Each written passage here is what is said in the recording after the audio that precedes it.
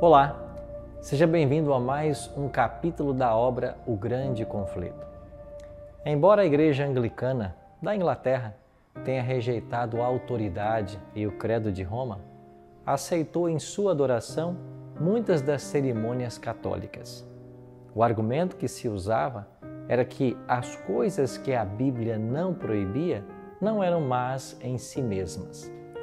A observância dessas cerimônias acabou estreitando o abismo que separava as igrejas reformadas da Igreja de Roma.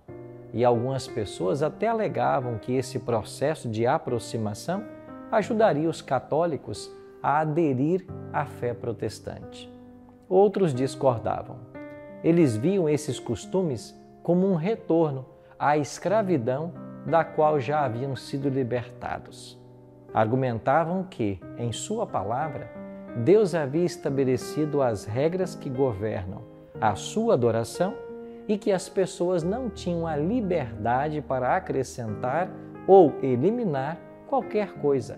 Roma começou proibindo aquilo que Deus não havia proibido e liberando aquilo que Deus explicitamente proíbe em sua palavra.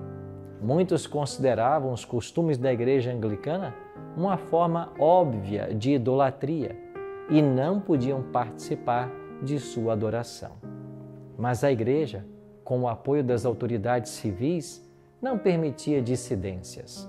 Cultos não eram autorizados, foram proibidos sob a pena de cárcere, exílio ou mesmo morte.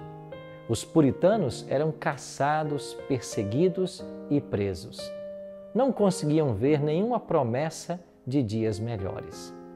Alguns, enquanto tentavam encontrar refúgio na Holanda, foram traídos nas mãos de seus inimigos. No entanto, a perseverança deles finalmente foi recompensada e encontraram abrigo nas amistosas praias dos Países Baixos. Ali eram estrangeiros em uma terra estranha, forçados a trabalhar em ofícios com os quais não estavam familiarizados, para garantir sua sobrevivência. Mas eles não perderam tempo em ociosidade, nem com reclamações. Agradeceram a Deus pelas bênçãos e sentiam-se felizes por poderem adorar a Deus sem medo.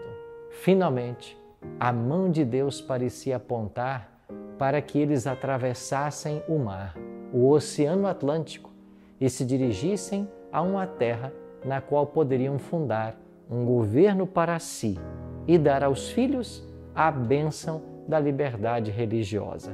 Com este sonho no coração, os peregrinos partiram da Holanda a fim de encontrar um lar no Novo Mundo.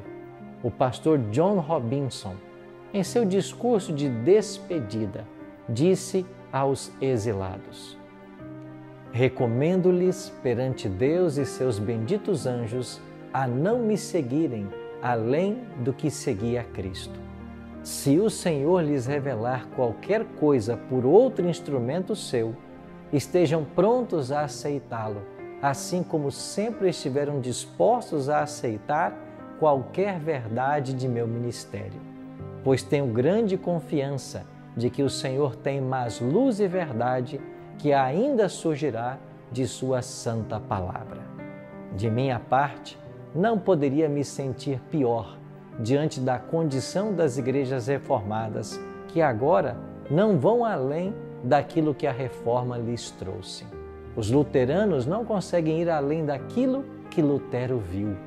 Os calvinistas permanecem exatamente onde foram deixados por aquele grande homem de Deus, que ainda não conseguia enxergar todas as coisas. Embora esses líderes fossem luzes acesas em sua época, ainda não compreendiam todo o conselho de Deus. Mas se vivessem em nossos dias, estariam tão dispostos a aceitar a luz adicional quanto a luz que primeiro receberam. Lembrem-se da promessa que fizeram com Deus e uns com os outros, de aceitar qualquer luz e verdade que chegar a você de sua palavra escrita. Com isto, porém, imploro que tomem cuidado quanto ao que aceitarão como verdade, comparando e ponderando com outros textos bíblicos, pois não é possível que o mundo cristão tenha saído tão recentemente de densas trevas anticristãs e já tenha encontrado plena perfeição de conhecimento assim de repente. O desejo de ter liberdade de consciência inspirou os peregrinos a atravessar o Oceano Atlântico, suportar dificuldades da falta de civilização e estabelecer as bases de uma poderosa nação.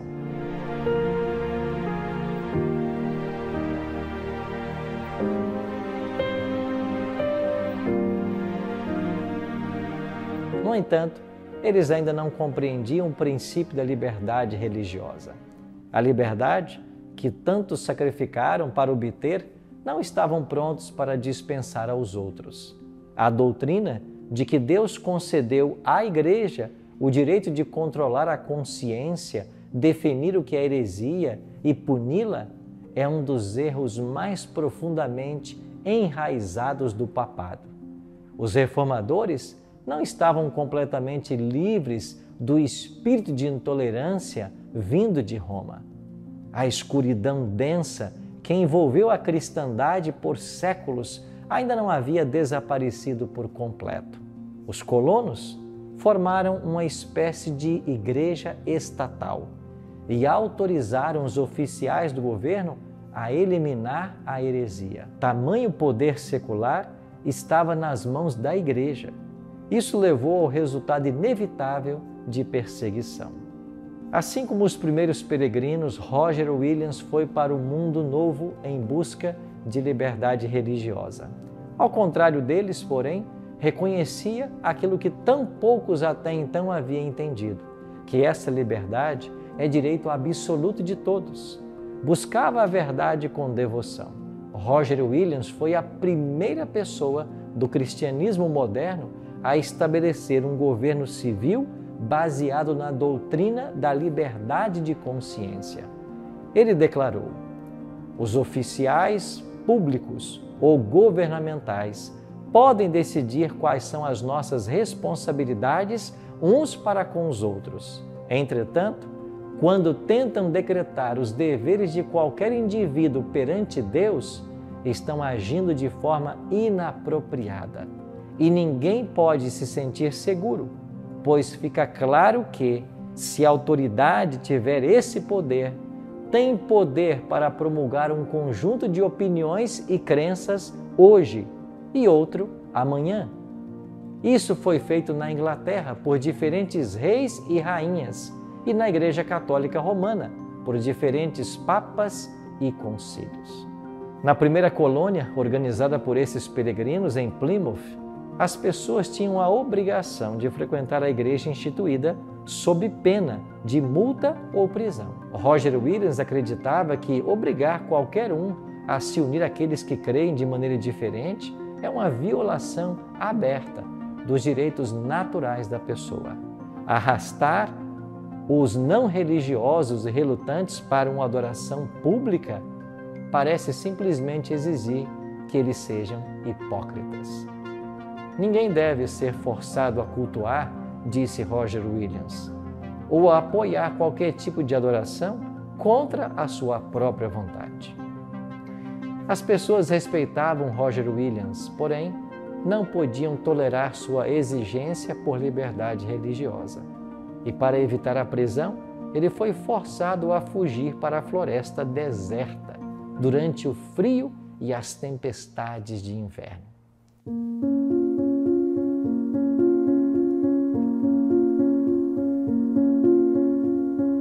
Ele contou depois: por 14 semanas tive sérias dificuldades com o clima rigoroso, sem comida nem cama para dormir. Contudo, os corvos me alimentaram no deserto e uma árvore oca proporcionou abrigo. Prosseguiu em sua dolorosa fuga pela neve e floresta fechada até encontrar segurança em meio a uma tribo de índios, cuja confiança e afeição havia conseguido conquistar. Roger Williams lançou as bases do primeiro Estado moderno, ao reconhecer o direito que todas as pessoas deveriam ter de liberdade para adorar a Deus de acordo com a luz da própria consciência. Seu pequeno estado, Rhode Island, cresceu e prosperou até seus princípios fundamentais, liberdade civil e religiosa, se tornarem as pedras fundamentais da República Norte-Americana. A Declaração de Independência norte-americana afirmou: todos os seres humanos foram criados iguais, receberam de seu Criador certos direitos inalienáveis, que entre esses direitos estão a vida, a liberdade e a busca da felicidade. A Constituição garante que o governo não pode violar a consciência individual. O Congresso não fará nenhuma lei a respeito do estabelecimento de qualquer religião, nem proibindo o livre exercício da mesma. Os criadores da Constituição reconheceram o princípio eterno de que o relacionamento de uma pessoa com Deus está acima de qualquer legislação humana e que os direitos de consciência não devem ser violados. Trata-se de um princípio inato que ninguém ou nada pode erradicar. Espalhou-se então por toda a Europa a notícia acerca de uma terra na qual todos podiam desfrutar os resultados do próprio trabalho e obedecer sua consciência. Milhares então rumaram para as praias do Novo Mundo. E 20 anos após a chegada dos primeiros pais peregrinos em Plymouth, no ano de 1620, 20.000 pessoas já haviam se estabelecido na Nova Inglaterra. Eles nada pediam da terra, além do retorno razoável do próprio labor. Suportaram com paciência as dificuldades da falta de civilização, regando a árvore da liberdade com lágrimas e com o suor do seu rosto, além de fincar raízes profundas na terra. Tanto o lar quanto a escola e a igreja ensinavam os princípios bíblicos. Os frutos das Escrituras eram demonstrados com clareza na economia, na inteligência, na pureza e na temperança. Por anos, não se via um bêbado, nenhum palavrão, nem mesmo se encontrava um mendigo nessas colônias. Os princípios da Bíblia são a maior grandeza de uma nação. As frágeis colônias cresceram e se transformaram em estados poderosos. O mundo então notou prosperidade de uma igreja sem papa e de um estado sem rei. Contudo, um número cada vez maior de pessoas era atraído aos Estados Unidos por motivos diferentes do que levaram os pais peregrinos para lá. Eram indivíduos que buscavam apenas vantagens materiais. Os primeiros colonos permitiam que somente membros da igreja votassem ou tivessem cargo no governo. Aceitaram essa medida a fim de preservar a pureza do Estado. No entanto, isso acabou resultando na corrupção da igreja. Muitos se uniram à igreja sem realizar uma mudança no coração. Até mesmo no ministério, havia indivíduos que nada conheciam do poder renovador do Espírito Santo. Desde os dias de Constantino até o presente, a tentativa de edificar a igreja usando o auxílio do Estado pode aparentar levar o mundo para mais perto da igreja, mas, na verdade, acaba levando a igreja para mais perto do mundo.